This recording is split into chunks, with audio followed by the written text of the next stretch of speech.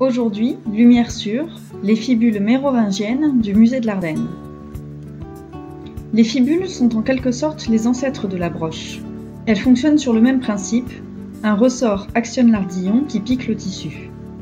Les fibules servaient à attacher les pans d'un vêtement. Elles sont aussi décoratives. Ce type d'agrafe existe depuis l'âge du bronze. Celle-ci date du VIe siècle après Jésus-Christ. Elle remonte à l'époque mérovingienne. Elles ont été mises au jour dans la nécropole du quartier de Manchester, à Charleville-Mézières, dans 2 tombes féminines.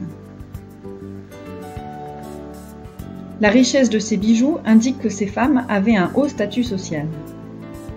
L'arc ou le corps de la fibule comportait parfois des symboles, permettant d'identifier le statut social ou le métier de celui ou celle qui la portait. La tête de la fibule, elle, était souvent décorée. Ici, elles sont dites digitées en raison des 5 extrémités évoquant les doigts d'une main. La tête de cette fibule est également ornée de motifs triangulaires et celle-ci de spirales. Les fibules pouvaient aussi jouer le rôle d'amulettes pour conjurer le mauvais sort. Les fibules digitées des tombes 35 et 115 de la nécropole de Manchester sont ornées de grenats, que l'on dit cloisonnés. Cette technique de joaillerie consiste pour l'artisan à créer à partir de fines cloisons de métal précieux des petits logements où viennent s'inscrire les plaquettes de pierres précieuses ou de verre.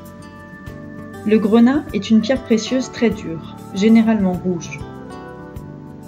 Il est utilisé en joaillerie depuis des milliers d'années, mais il connaît un essor particulier à la chute de l'Empire romain pendant l'époque mérovingienne.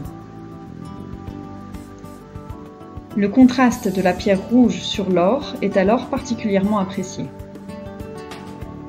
Les Mérovingiens n'hésitent pas à faire venir ces pierres d'Inde ou du Sri Lanka, profitant des réseaux commerciaux mis en place dans l'Antiquité. Ces fibules sont à retrouver au musée de l'Ardenne.